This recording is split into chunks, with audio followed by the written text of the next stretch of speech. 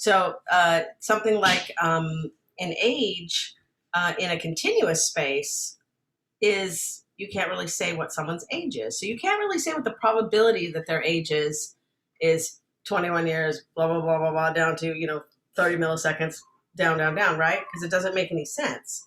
But you can say what's the probability that their age is between, say, 21 years and 2 months and 21 years and 3 months, or whatever, or between 21 and 24 years, right?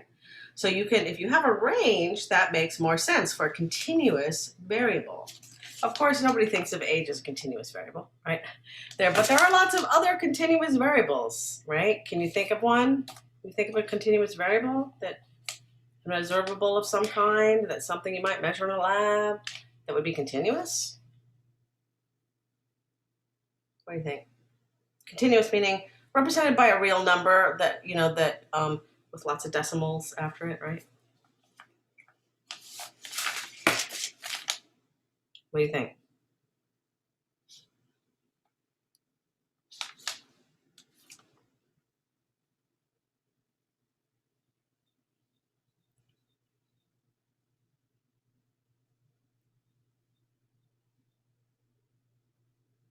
What do you think, guys? Like, saying continuous variable, just like if you drop a ball, then the distance, something like that, or Sure. The position. I'm trying to think of what you mean by continuous variable. Yeah. Um, Well, what I mean is just something that is not an integer, right? It's not you can't represent it with an integer unless you have ground up and you're losing precision, right? So if you think of like the position of Would a pi part, count? what? Pi would count probably then, right? Because Pi it's is along. definitely a not an integer. got it. It's not even rational, right? Yeah. Rational meaning, remember that you could represent it by a fraction, and you can't represent it by a fraction, even though probably in high school everyone said it was like 22 sevenths or something, right? Remember? Do you remember that? I don't know. That was a thing. But it's not 22 sevenths. It's close to 22 sevenths, but it's not 22 sevenths. So it's not even a rational number, pi, right? But it's definitely continuous, right? But what I mean by continuous variable is something that there's nothing inherently integer about it. So ages is not the best example because, of course, people are moving through time, right? From the present to the future. Mm-hmm. And time is continuous, right? Because you can have hours and then seconds and then milliseconds and right down to nanoseconds, etc. Right? You can represent the current moment to a bunch of decimal places, as many as you like, right? Infinitely many, right? Can't you? So that means that that's a continuous variable. Time can be anything. So people are moving through time, so their ages are also really actually continuous, not discrete. But of course, we don't think of it that way. But other things are really discrete, like the number of people, right, in a room, right? That is not something that is, like, even if there's some babies, you don't count them as like a fraction of a human, right? You count them as one human, right? So that's really discrete, right? It's represented by an integer. You're not going to represent that by, some floating point. This floating point means there's a decimal, right? You know what that means, right? Floating point number like 1.257, whatever, right? You're not going to represent the number of people in a room that way. So that's really a discrete variable. Age is a little bit of we only use that for an example because you could argue to yourself that, hey, age is continuous, right? But something like the number of people in a room is not continuous. That's a discrete variable, right? But something like the position of those people in the room in 3D space, let's say, is represented by three continuous variables, right? X, Y, Z. Where are they in space? And depending on how well you can measure, you can have as many decimal points on those positions as you like, right? You can have as many as you like. Get out your laser and measure their positions very, very, very precisely. You can have a whole lot of decimal places. Those are definitely not discrete variables. The positions of those humans. Right, so very different. And again, with my age example, you can't specify infinitely precisely where the person is because you need infinite places after the decimal point.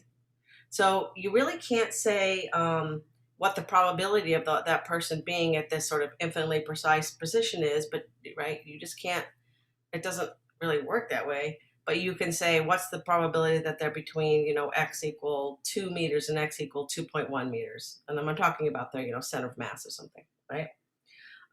So these continuous variables and the probability that you deal with in a continuous space is very similar to the discrete space. Remember, we were talking about averages, how you do those expectation values, which are just averages, and all those things that we were talking about. Can an infinite variable? Let me see. I could see what you said. Yeah, be an unknown. Infinite variable. So I'm not really sure what you're saying, Laura. By the way, you should just speak up instead of doing the chat. Because I don't know, because I don't know. Yeah. Go ahead. What we saying? I guess I was still confused on what exactly an infinite variable is. Just Not infinite any variable. number with Continuous. decimals. Yeah, continuous. Continuing Right? decimals. Yeah, it's something that you can't be represented by an integer, right? Okay. So think of the classification of numbers. Think of the classification of numbers you guys learned in middle school or something, where there's real numbers, and within real numbers there's rational and irrational, and in there's in the rational numbers there's the integers and right natural numbers, all those things, right? What I'm talking about are that encompasses everything that can't be represented by an integer. Right? So a variable that just by its nature, like position, you wouldn't represent it by an integer. The only time you see an integer for something like that is when you've rounded all those decimal places up because you don't have the precision to measure something, right? Right? That's the only time you'll see it like that. But fundamentally, that's not what it is, right? The position of a particle certainly isn't an integer by nature, whereas the number of people in a room is an integer by nature, right? Does that make sense? Okay, so dealing with probabilities in these continuous spaces instead of discrete spaces is it's very, very similar, but you have to think just a little bit differently. Anytime you see a sum, so we saw lots of sum signs in our discrete variable cases, those become integrals, right? Because instead of summing over discrete things like the number of people in a room, you're summing over you're doing a sum that's now an integral because you're in a continuous space. So of course sums and integrals are the same thing, except for one's for discrete things and one's for continuous things. Right? That's the whole fundamental thing of calculus, right? The fundamental idea of calculus. Yes?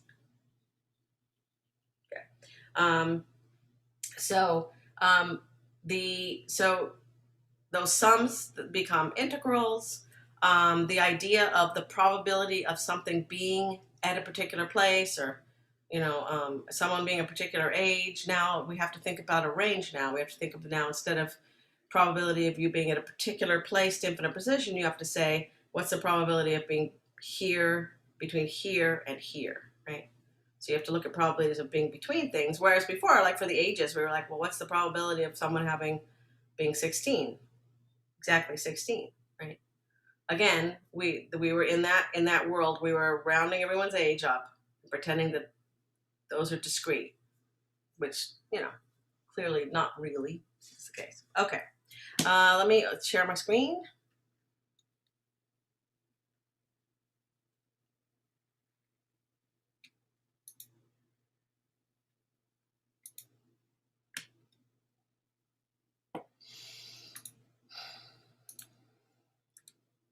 Okay.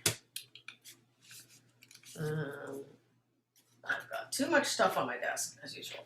I hope this is plugged in. I don't think it is, actually. I got to plug in my board, and I never remember to do that before class starts. Hold on.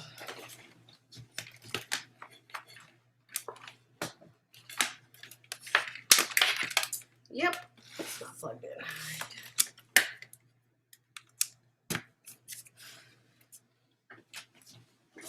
All right.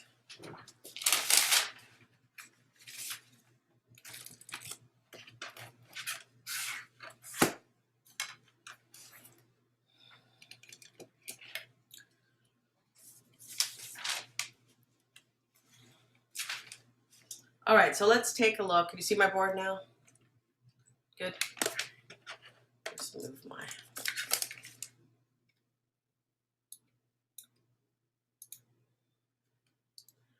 All right. All right. So we're gonna write down what we're gonna write down just some things that should be sort of familiar because we looked at them in the discrete case, and we're gonna use age as our continuous variable just because it actually is a continuous variable. Right? I hope you agree with me on that. We just don't ever really talk about it like that. Like I said, sometimes when you're a kid, you're like, yeah, I'm 8.5, right? But you don't talk about, you don't granulize your age down to the second or something. But it really is a continuous variable. Okay, so I'm going to use it as an example. So if you wanted to know what is the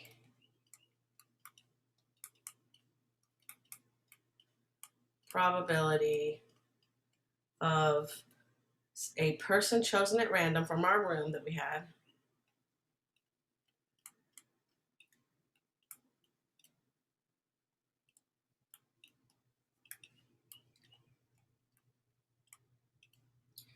being between,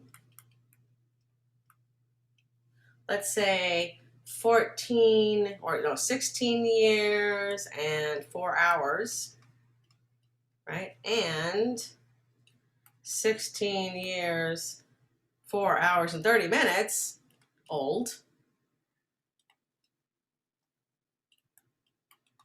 right? You could calculate that, okay? So if we write down, so let's use x. So we're going to use x, the variable x, as our age variable. Okay, it's continuous though, and it's very traditional, by the way, for people to use x, y, z, r as continuous variables, and then stick to like I, j, k for discrete variables. Like we used j before for age. Remember, it's kind of a code for is this continuous or discrete. Does that make sense? It's not 100%, so it's not it's not like that's always going to be the case, but it's kind of traditional, right, to see those variables. Things like s or it would be like continuous because it's kind of at the later part of the alphabet, right? So not exact, but that's kind of what you'll see. Okay, so now, what we're asking up here is we're asking what is the probability of someone being between age x and x plus dx, right? So this is the x, and this is the x plus dx, right, up here, okay? And in that case, we would say the probability of them being between x and x plus dx is given by this continuous variable function rho, and then dx. Okay, this thing here is called a probability density.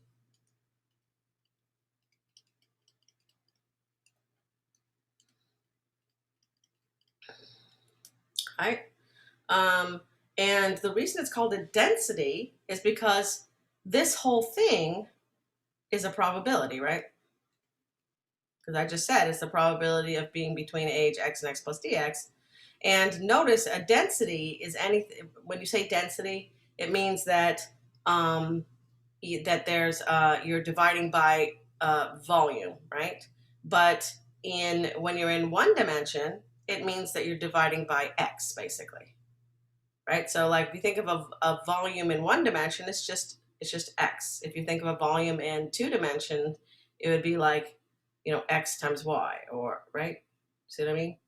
So it would be like meters on the bottom for a density in one dimension. It would be meters squared on the bottom for a volume in two dimensions. It'd be meters cubed for a volume in three dimensions. So in this one-dimensional space, because we just have x, this probability would have the units probability per meter, right? And this has, not per meter, sorry. I'm being a little too general.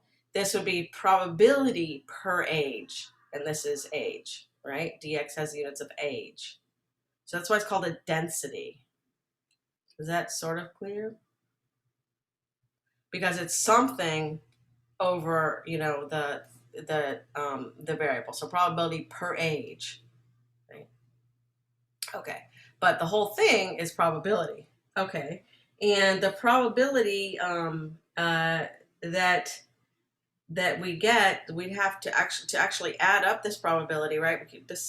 We can't do anything with this. We have to actually use an integral. So if we wanted the probability that, so this isn't really this is the probability of it being between x and x plus dx, right? But now you have to integrate it. You have to sum it all up, right? Because it's an integral. It's a continuous variable. Okay, so we're gonna write the probability of being between two places in age. So this would be like 16 and 16 and 16 and a half or something, right? Or these two examples. So this would be like 16 years 4 hours, 16 years 4 hours and 30 minutes. The b, right, would be the integral ab rho of x dx. Does that make sense? So here we said the probability of being between age and an infinitesimal change, dx, up to that age is this. And now we got to sum that all up between, say, a equals 16 years 4 hours and b equals 16 years 4 hours and 30 minutes to get the total probability of being between there, right? Where a equals 16 years 4 hours and b equals 16 years 4 hours and 30 minutes. Okay? All right. So that's how probability works now. So if you could imagine, if you were to now ask what's the probability of the people being between an age of 0 and an age of infinitely old, right? Well, that's probably is going to be 1. And you could even say, I could even make these limits minus infinity to infinity, because of course there's nobody who's got negative age, I suppose, unless you count, a baby in a womb or something.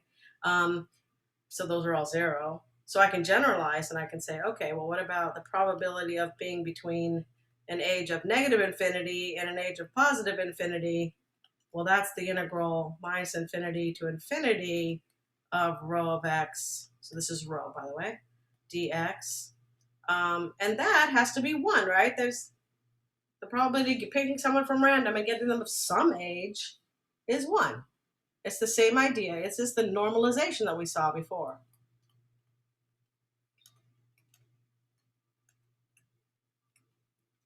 And so we had, so remember that was the idea where we had the sum j equal 0 to infinity, and we said p of j, and that had to be 1, and p of j was that probability of having a particular age, right? Same idea.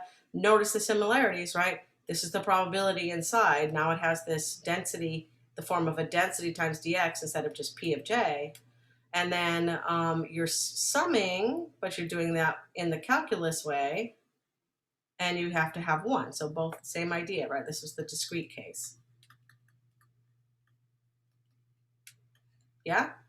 So this thing here, this probability density, we call it normalized when this is the case. When you do this integral for all the possible values that your variable can take, that you get 1, right?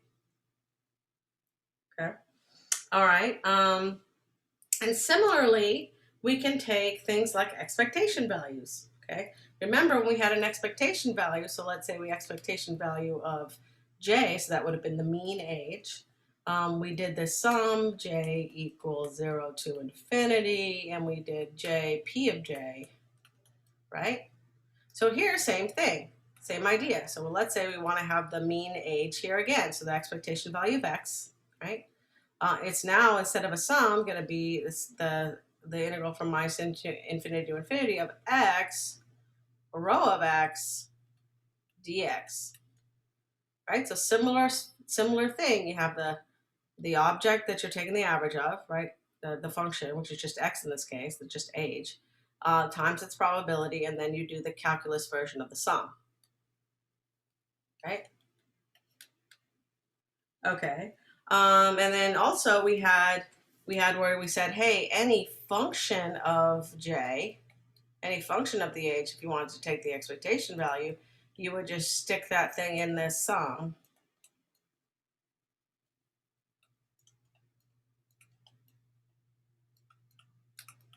Right? Similar thing goes on here. If you want to take the average of some function of x, or expectation value, right? Same thing. You do the calculus version of the sum. You put the function inside the sum, and you multiply by the probability, which is rho of x dx. Yeah? So very same thing as here, just a slightly different form. Are you starting? Okay. Start now. No, I'm almost ready. Okay. All right. Clear? I hope. Yeah? Okay. Let me know when I can get a new layer.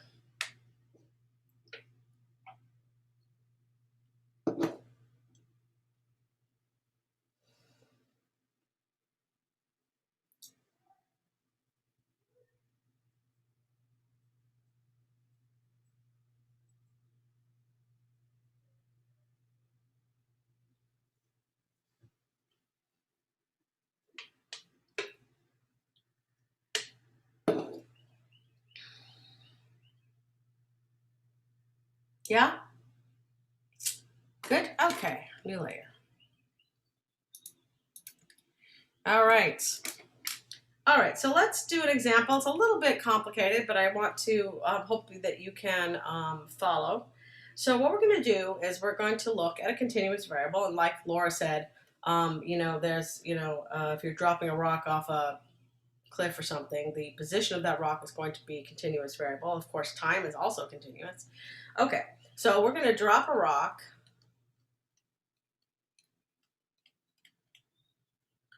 off of a cliff of height h. Okay. Now we're going to, after we drop, someone is standing watching us drop this rock, and they're going to be snapping pictures, but they've got a weird camera, and the camera is going to snap pictures at weird intervals, so it's at random times. So it's going to take pictures of this rock falling, but kind of just at random times, a bunch of pictures, like in fact, 1,000,000 pictures, like a lot of pictures, but at random times. So the camera's kind of broken. It's supposed to do that. I don't know if you guys have iPhones, but iPhone does that. I forgot what it's called, like burst photo thing, where you can push a burst and it's taking a bunch of pictures. Of course, it's taking those pictures at even intervals, right? Not randomly in time. But this camera is kind of broken, and so when it's doing a burst, it's doing them randomly in time. Okay, so we snap a bunch, like 1,000,000. Of course, your iPhone will not take 1,000,000 pictures in a burst mode. Pictures, we just want it to be a large number. Pictures at random times as the rock falls. And it's important for it to be random because we're going to be talking about probabilities here, right? And if it was doing something like the burst photographs, that would be, there would be a very specific delta t between each photo, and we wouldn't really do this problem. So we have to make the camera broken and let it do random at random times. Okay, at random times during the fall.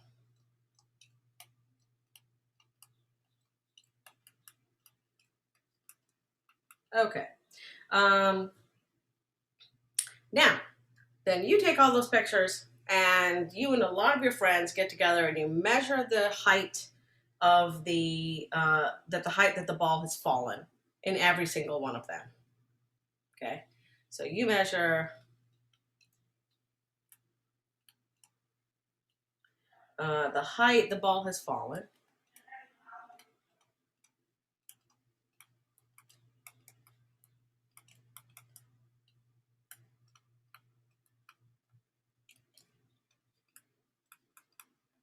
And we're going to call that x of t for each photo.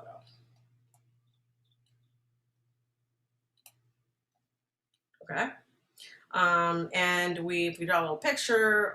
We have, a little cliff. We know that the cliff height in total is h. And we're calling this 0, the 0, right? And then we're calling down plus. So in other words, when you measure, and if say the ball's here, you'd say that's, positive, 1 meter, whatever, right? Yeah. Okay. So we want to know, here's our big question. What is x of t? Okay. Sorry. What is the expectation value of x of t? So what does that mean? It's what is the average of all those measurements? That's really all it's saying, right? So you and a lot of your friends sat down and measured all these. You stick them all in a spreadsheet, and you use the average function in Excel. That's literally what this is asking. Okay. Now, we're not actually doing this experiment, and you and your many friends are not actually going to measure the heights and stick those in Excel. We are going to calculate this theoretically and get an answer using theoretical understanding of the physics of a falling ball and probabilities in continuous variables. Okay, but hopefully, if you actually did this experiment, you'd get close to the right answer, right? You'd get close to what we're going to calculate. Okay. All right, so we got to use a little physics. So we know that x of t. Now, of course, we're dropping the ball off a cliff of height h, and just the assumption here is that we're not throwing it down, so it doesn't have any initial velocity. And the initial position is at 0 because we set it to be 0 at the top of the cliff. Therefore, x of t is 1/2 gt squared, right? It's positive because down is positive, so g is positive, not negative, right? So this is just the physics, right? This is where physics tells us about where the ball is at a particular time. But remember, the camera is got random times, so it's snapping all these pictures at random times. So that's where the randomness is going to come into this, right? Because this certainly isn't random. This equation tells you exactly where it's going to be. I mean, we're ignoring air resistance, but exactly where it's going to be at time t, right? But the randomness comes in because the photos themselves are taken at random times. Does that make sense? Okay. But we are simply trying to figure out a theoretical way, given this situation, to figure out what's the average, right? What's the average of all those measurements that you make of all those randomly timed photos? Okay. But all right, it's fine. So what about so what's the total, so we also know the derivative, right? So we know the velocity dx dt at every moment in time. That's just gt, right? I just took the derivative, but yeah, you should know this from kinematics equations. This is just v, right? V in the x direction. These are just kinematic equations, haven't done anything. And what is the total flight time? How long does it actually take it to get to 0? Well, I want it to get to H, right? Sorry, not get to 0. It has to get to H because 0's up here, so it's got to get to H, right? So if I want to know what the total flight time, I just stick H into here. So we have H equal 1/2 G T squared, and so T, and I'm actually going to use a capital T for flight time, right? Total flight time is just the square root of 2H over G, okay? So I'm just manipulating some kinematics here because I'm going to need this stuff. I haven't talked about anything about randomness yet. Okay, now I will. So let's think about what is the probability that the camera flashes, in other words, takes a picture, in an interval dt. Okay, so now I'm going to figure this out. So what is the probability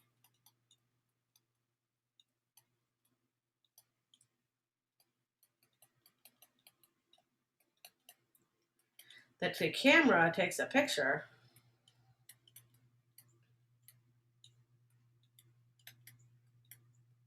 in an interval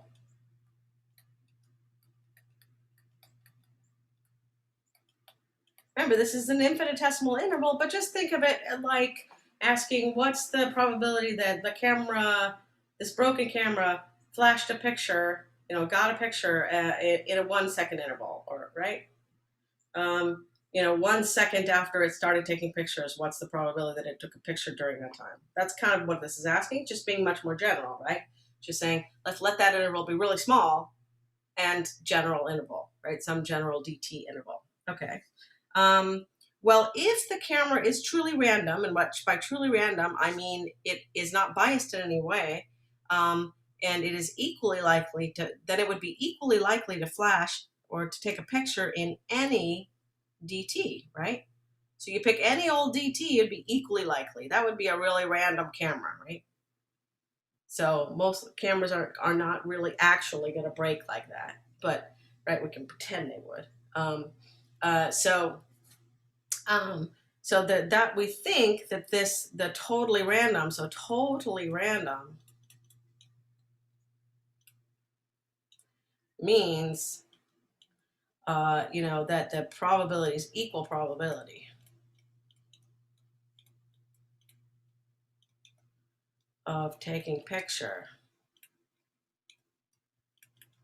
in any dt, right? So that can be expressed as just dt over t, right? So let's think about it this way. Think about when you were thinking about the probability of getting a 16-year-old in our room, right? I think there was one 16-year-old, I can't remember, or 14-year-old. I think there was one 14-year-old. Yeah. Was there one 14-year-old? Yeah. So one 14-year-old, and it was like you said, oh, it's 1, that would be the dt, over 14, which is the total time, right? So here, right, because this is 14 is total number of people. So it'll be 1 over 14, right? Same idea here. You have the part over the total time. So this has to be the probability that a given photo is taken in that dt, right? So that's what has to be. Okay, well, we can actually use our kinematic equations to get this in terms of x, because right now, right, we don't, what are we after in general? We want to get this average, right?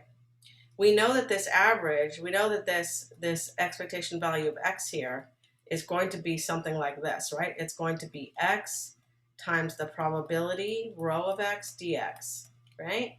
That's what's going to be. We know the form of this already without even doing anything. We need this. We don't know what this is. I mean, we know what dx is, but we don't know what this is yet, right? We've got to get some function that represents the probability density in terms of x to do this problem, right? Right now we have this. Okay, well that's not the most helpful thing in the world. I want the expectation value of x. I want the average of x, right? My distance down from the cliff. Okay, so I can use this though, because look over here, I have dt here, so I can write this as dx is equal to gt dt, and therefore dt is equal to dx over gt, right? So I can just stick that in here for dt. So I have, this is going to be dx over gt, and I still have my 1 over t. But I also know t, the big T, right? The total time of flight, I also know that. So I'm going to write, okay, dx, I have the dx over gt part, and then 1 over big T is going to be the square root of g over 2h, right? Because it's 1 over t, right? So I just flipped it over. Yeah. Okay. So if I can now, I'm gonna simplify this up a little bit because I have a g and I have I have this 2 g's here. I'm just going to simplify it a little bit. Okay, so I have dx, and then this is going to be a 1 over the square root of g now, right? Yeah. And then 1 over the square root of t and 1 over the square root of 2h. I'm just separating them out so it's clear. And the only thing I have here is I have t, which is not really what I want, right? So what am I after? I'm after this row of x. Well, I see a dx here, so that's good, right? I see that. I got it right here. So, right, because this is a probability. So I'm expecting that remember, this whole thing together is the probability. So I need that dx, that's excellent, but I still have t's in here. Okay, well, but that's not the hardest thing to do here because I can just use this equation. So I have t is equal to 2 over g times x square root, all right? Just using my kinematic equations once again, and I will have dx over here. We have square root of g, 1 over t, and that's going to be square root of g on the top over square root of 2x on the bottom. And then we have still the 1 over 2h. Now I'm going to come down over here, and the square root of g's cancel out. That's kind of nice. And I get, and we get 2. Okay, so we get dx over 2 times the square root of xh, right? Yeah? Follow me so far? Okay. And I'm going to rewrite it one more time as 1 over 2 square roots of xh times dx. And notice this thing, that's going to be rho of x because it's next to the dx, right? And it's the probability that the camera snapped.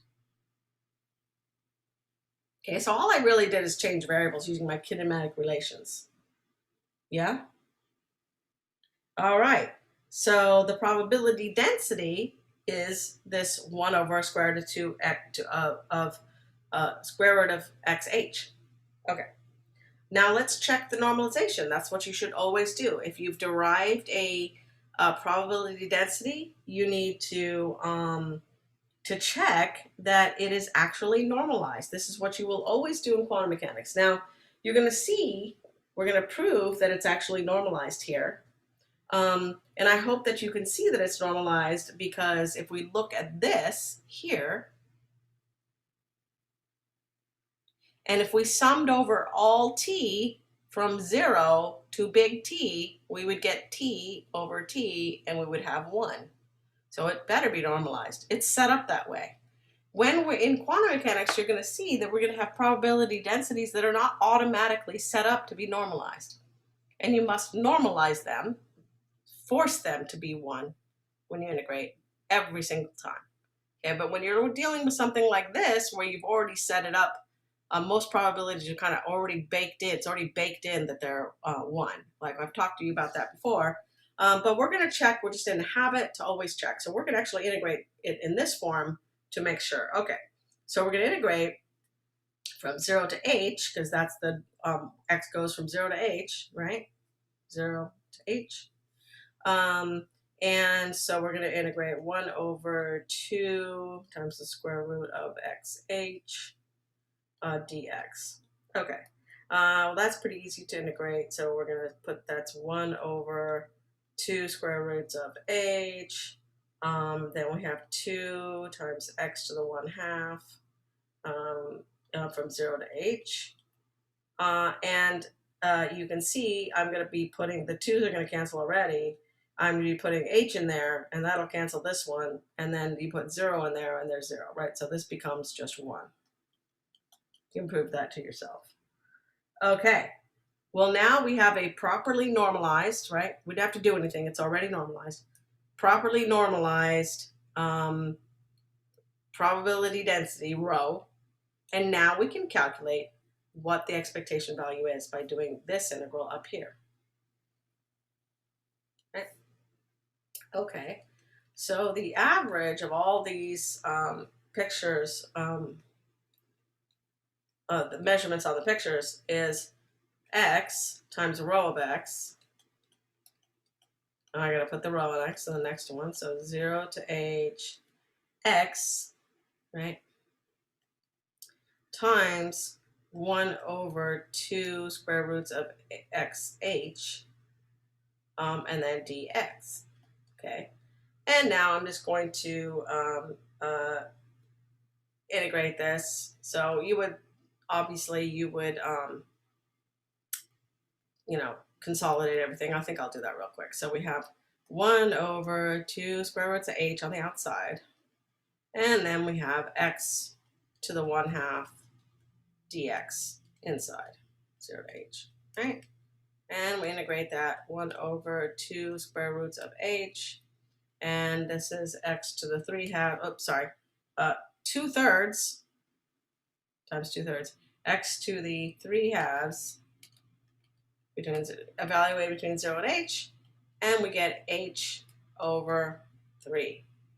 So the average of all the measurements is going to be h over 3. So hopefully, if you actually did this experiment with a truly random camera, and you put everything in the spreadsheet, and you use the average function, you would get h over 3, right? Questions on this? Anything confusing about it?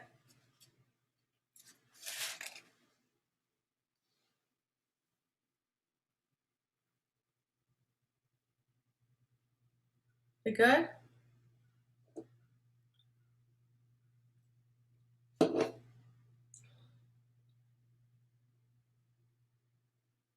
Yeah? Okay. All right. So, can I get a new layer?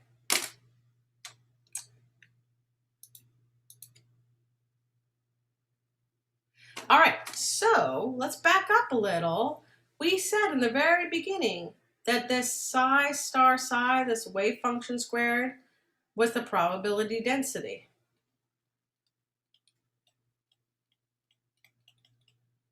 Right? That's this like rho that we just had, right? And so, but it's this weird thing squared. We don't really talk about what that is. We also said, hey, if you want the probability of a particle, say, being between A and B, you would integrate the probability density squared times dx, right? Would be the probability of finding particle at, between A and B, right? We said that a long time ago. So this is the probability density here. Okay, that's the same as rho of x. But we never said what this squared thing means. Okay, it's a weird absolute value squared. Okay, it's not really, well, you might think of it as, oh, it's the absolute value, right? So you might think, oh, is this, equal absolute value? And the answer is no.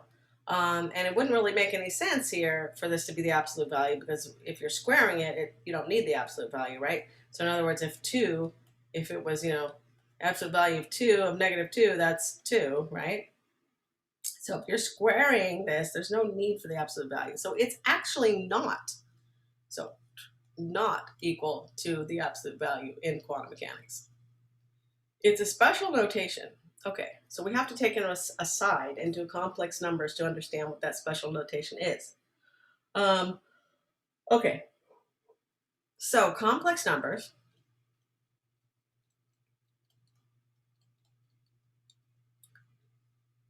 are any number that is can be written in terms of I, where I is equal to the square root of -1. Okay.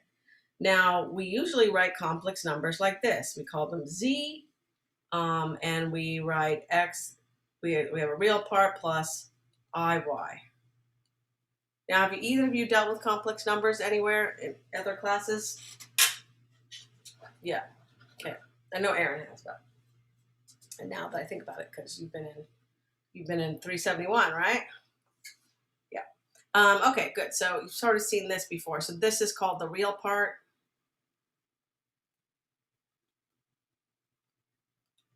And this is the imaginary part.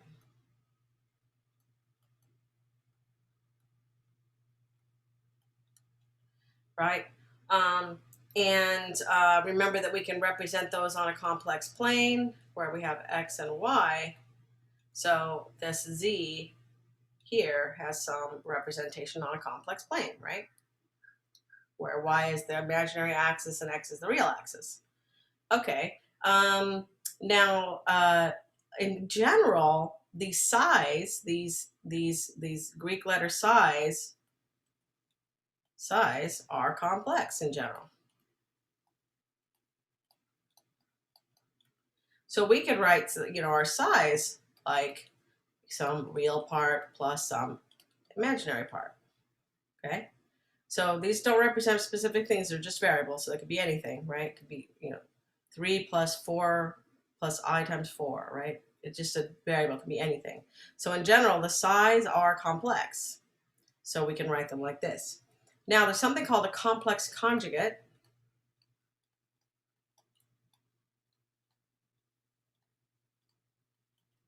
And it's denoted by star. So psi star, and when, to take a complex conjugate of anything, you just change all the i's to minus I. So that would be x minus iy, right? Every I goes to minus I, okay? I's go to minus I. That's complex conjugate. And the interesting thing about a complex conjugate is when you take your number psi and then you multiply, and psi star, and you multiply by psi, we get, let's see, so psi star is x minus iy and psi is x plus iy. Let's see what we get. We get x squared plus ixy minus ixy, and then we get negative I squared, and then y squared. Well, these two guys cancel out, and I get I squared here is -1. And so there's a negative in front of it as well, and I get x squared plus y squared. So I get a real number. There are no i's left when I take psi star psi. Okay, so when I multiply psi star by psi, there are no i's left. It is a real number. So whenever, no matter what the number is, whenever you take the complex conjugate of a number and you multiply it by itself, you get a real number back. Okay, so in this integral, this weird absolute value squared thing is a shorthand for psi star psi. That's what that means. Right? So we sometimes will use this going forward, but a lot of times we're just going to use this. Okay. So just be aware, that weird absolute value squared thing is psi star psi. Okay, complex conjugate of whatever's in there times itself. Okay.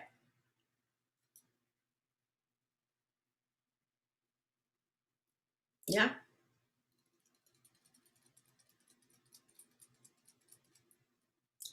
All right.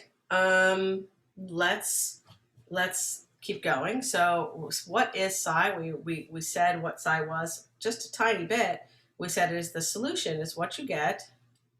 What is psi?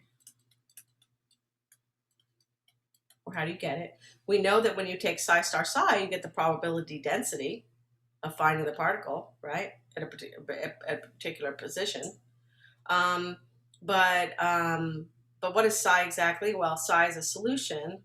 So psi is a solution to our Schrodinger equation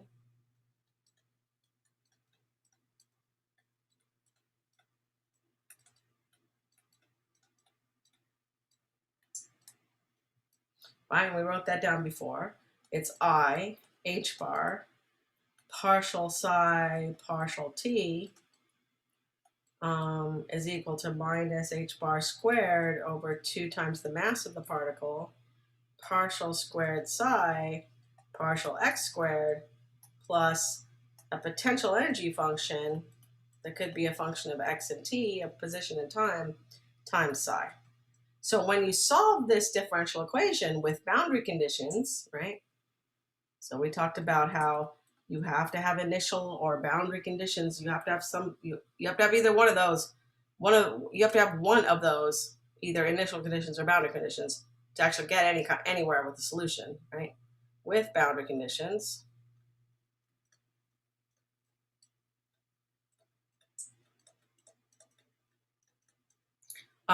you get psi, right? You get psi, and we said before, psi is not necessarily normalized when it comes out of this. So when you solve this equation and you find a psi for your system, right, it may not be normalized. So first thing you got to do is do this integral, right? The integral minus infinity to infinity of psi star psi dx, and you got to set it equal to 1 and make sure that's the case. If it's not, you got to fix it. Okay, so let's do an example. And I need to get a new layer, so I'll wait till you guys are ready.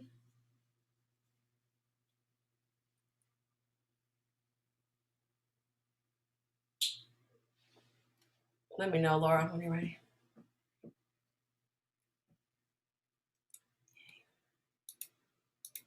Okay, let's do an example.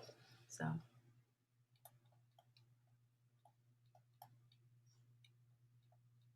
let's say that we found psi, and remember that psi in general is a function of x in both time and space, x and t, right? Like I said before, I'm sometimes a little bit too loose with whether that's capital or not. So let me go back to my previous layer and just be clear here. When I write down the Schrodinger equation, it should all be capital. So I just was a little bit too loose with that. Capital, capital, capital, capital, capital, capital, capital psi. It's just annoying to have to put those bars on there. Capital, capital psi everywhere. Okay, you'll see where it actually makes a difference. All right, when we do that. So just we'll give you a second to correct everything. We will be making that distinction, very hard distinction soon. But I want to be very clear that this is the full Schrodinger equation, and it's in terms of a capital psi, which we use to mean is a function of both position and time. Okay, which we expect because the differential equation has time and space derivatives. Okay, Ready? Laura, you ready? I don't know if you can hear me. I think Laura froze. Are you frozen, Laura? Yeah. Okay. Moving on. I think Laura's frozen. Yeah. There she goes. Okay. All right. So this in general is a function of x and t.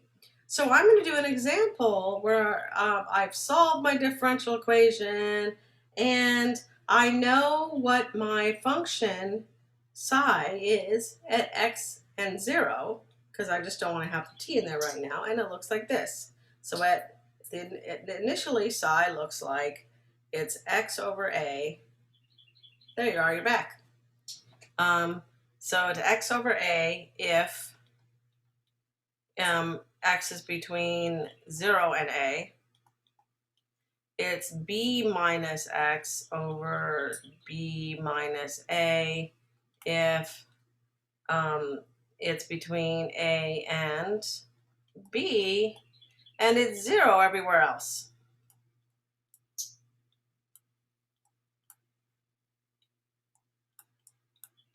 Okay, so this is my example. So this is like I solved the Schrodinger equation, and I got, you know, a function of x and t, and I just evaluated it at x equals 0, and this is my function. Now I want to say, is it normalized? I want to see, does it, you know, does this thing sum up to 1 when I integrate it over when I integrate psi star psi over all space, right?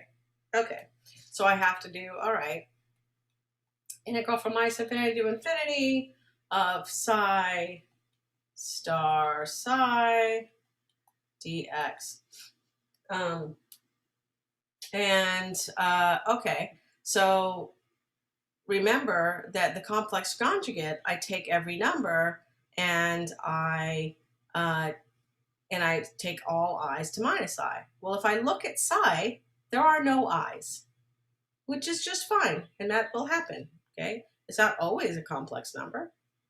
And we'll see actually when we start solving the Schrodinger equation that we'll end up with numbers that are pretty much always complex, but the spatial part of psi is often not. So it's only the time dependence that has i's in it. You'll see that. So here, though, these are just real functions, just x over some number a, right? And this b is just some other number, so a and b are real. So that means that the complex conjugate is equal to itself. So for instance, if I have the number 3, when I take 3 star, that's just equal to 3. In fact, this is a way of testing if a number is real. So if you have some complicated function and you take the complex conjugate and you get back the same complicated function, then that function is real, even if there's a bunch of i's lying around. Okay. All right. So here we're going to take that and let's split up this integral before I do that. So I'm going to split it up and I'm going to go between, so I have to go from minus infinity to 0 of psi star psi. But this is all 0 because psi is 0 at that, you know, everywhere else than this area. And then I'm going to do plus the integral from 0 to a. And in that region, psi star is just psi. So I get x over a for psi star. And I get another x over a for psi dx. And then plus the integral from a to b. And in that region, psi star is just psi, b minus x over b minus a. And psi is just psi, b minus x over b minus a. I guess some parentheses in there. Dx. And then I'm going to write from b to infinity and psi star psi. But of course, this is 0 because it's psi is 0 everywhere else besides these regions, right? So I just have now 2 integrals to do. So I'm going to say, okay, 0 to a, x squared over a squared. Gotta do that one. And then plus a to b of b minus x squared, oops, over b minus a squared dx. Okay. All right, so these are pretty easy to do. I'm not going to bore you with all the details, but you can write this out as b, after a little bit of algebra, b over 3. Okay. Well, notice it's not 1, right? It's not 1. It's some constant. Maybe b is 4. I don't know, right? So then it would be 4/3. How can I force it to be 1? What do you think? Is there something I could do to psi that would make this integral come out to be 1 instead of b over 3?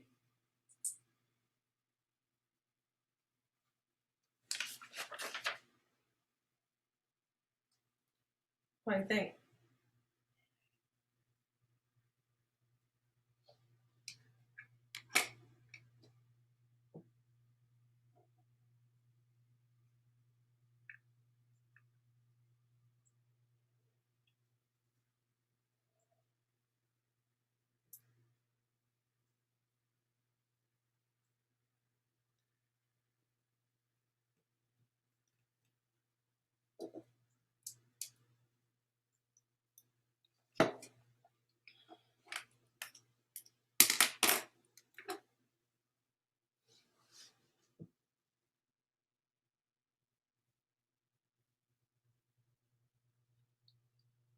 Any ideas?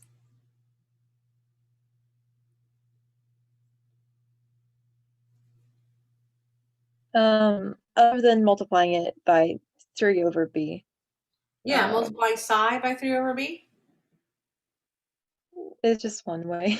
Yeah, so if you multiplied psi by 3 over b, so each one of these would have a 3 over b in front of it. So this would be like 3 over b, 3 over b, and you'd have 9 over b squared here, and then you'd end up with 3 over b. So that's not the quite right factor. What could you do to help that out? You see what I'm saying, Laura? Yeah, that's what I was saying other than that, because that's probably not the right answer. Well, okay, what would be the right factor though? You're just off by a little bit. So if your factor would be 3 over b here, right? So you'd have 3 over b here, 3 over b here, and when you bring it out of the integral, it would be 9 over b squared. So you'd have 9 over b squared, right? So it's too much. So what would you do instead?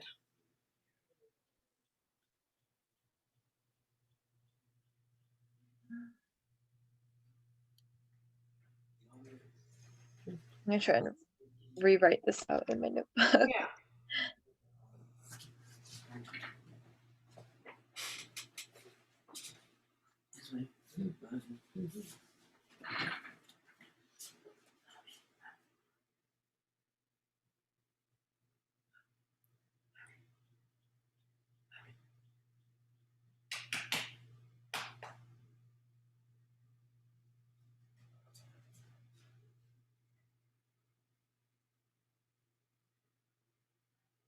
What do you think, Laura?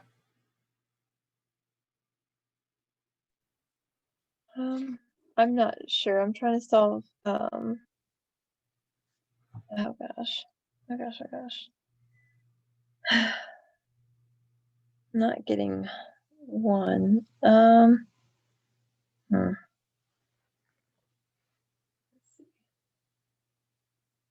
Well, okay, so let's think it through. So you had a good idea. You're on the right track. So you said we'll multiply by 3 over b on each side. Right? Sorry about coughing. So have 3 over b, we'll change psi to be 3 over b psi, right? So then we do the integral, we'd have 3 over b psi star 3 over b psi, and you'd end up with, all this stuff, but in front of each one of these integrals would be 9 over b squared, right? So we'd have 9 over b squared here in front of all of this. And then we'd have 9 over b squared here. And this would end up being, 3 over b. But instead of multiplying each psi by 3 over b, right, we just need to multiply by the square root of that, right? Square root of 3 over b.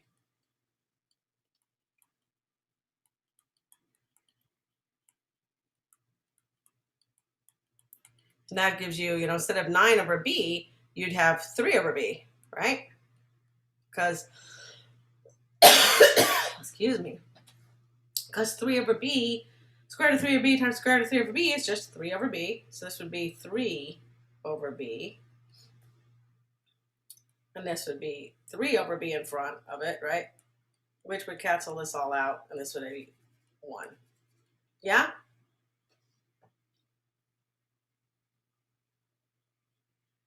Yes, guys? That make sense? Laura, lost Laura again. Aaron, does that make sense? Yeah. So very often when we're trying to figure out what the normalization is, we'll put something in front of psi squared. So we'll do this whole thing, and we'll say, oh, we know there's got to be something in front of psi squared. Or instead of in front of psi, sorry, we'll put something in front of psi like this. And we'll say, oh, this is a squared. Integral psi star psi. And when we're all done and we get a squared times b over 3 has to equal 1, that makes it really easy to solve for a. You're like, oh, a has got to be, square root of 3 over b. Right? So that's what we often do because it's just easier to think about.